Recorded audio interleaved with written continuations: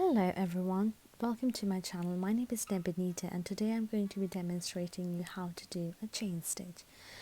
To do the chain stitch, it's simple. You first have to start with a slip knot. If you don't know how to do a slip knot, you can check my other video. So now we'll start the chain stitch. So now we've done the slip knot. Now grab the yarn, you go under the yarn, which is called yarn over.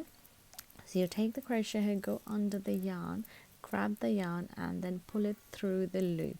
So this makes your first chain stitch. Then you do the same thing again, yarn over, grab the yarn and pull through the loop. So yarn over, grab the yarn and pull through the loop. So basically make sure when you do this, the hook, it goes under the yarn, so it's called from back to the front. Make sure it's not the other way around.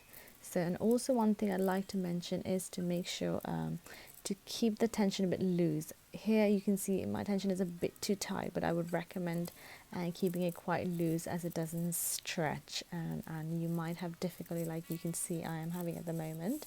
So do it a bit loose tension, and then you do the same thing and keep doing this till you have as many chains as you need for the project. Thank you so much, guys.